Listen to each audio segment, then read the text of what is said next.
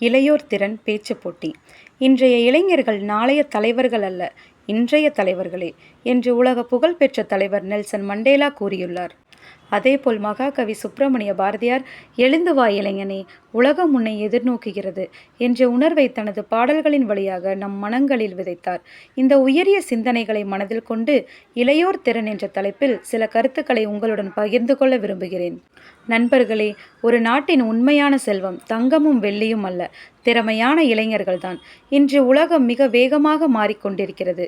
இந்த மாற்றத்தை உருவாக்குவதும் வழிநடத்துவதும் இளைய தலைமுறையின் அறிவும் ஆற்றலும் தான். எண்ணித் துணிக கருமம் துணிந்த பின் எண்ணுவது இலக்கு. எந்த செயலையும் திட்டமிட்டு செய்வதே வெற்றியின் அடிப்படை.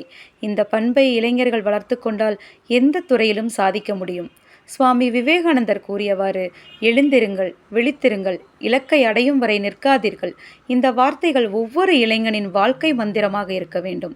இன்று சமூக வலைதளங்கள் நமக்கு பல வாய்ப்புகளை அளிக்கின்றன. அதே நேரத்தில் நேரத்தை வீணடிக்கும் அபாயமும் உள்ளது. எனவே நமது நேரத்தை அறிவை வளர்க்கவும் திறமையை மேம்படுத்தவும் பயன்படுத்த வேண்டும். ஒரு இளைஞன் தன்னம்பிக்கையுடன் இருந்தால் ஒரு குடும்பம் முன்னேறும். 1000 இளைஞர்கள் திறமையுடன் இருந்தால் ஒரு சமூகம் முன்னேறும். கோடிக்கணக்கான இளைஞர்கள் விழிப்புணர்வுடன் இருந்தால் ஒரு நாடே வல்லரசாக மாறும். நிமிர்ந்த நன்னடை, நேர்கொண்ட பார்வை, நிலத்தில் யாருக்கும் அஞ்சா நெறிகள், இந்த வரிகள் ஒவ்வொரு இளைஞனின் வாழ்க்கை பாதையாக அமைய வேண்டும். முடிவாக, இளைஞர்கள் வேலை தேடுபவர்களாக மட்டுமல்லாமல் வேலை உருவாக்குபவர்களாகவும் இருக்க வேண்டும். திறமை என்பது பிறவியிலேயே கிடைப்பதல்ல, தொடர்ச்சியான முயற்சியால் உருவாகும் ஒரு சக்தி. எனவே திறமையை வளர்ப்போம், தன்னம்பிக்கையை உயர்த்துவோம், நாட்டின் வளர்ச்சியில் நம் பங்களிப்பை செய்வோம் என்ற உறுதியுடன் என் பேச்சை நிறைவு செய்கிறேன். நன்றி, வணக்கம்.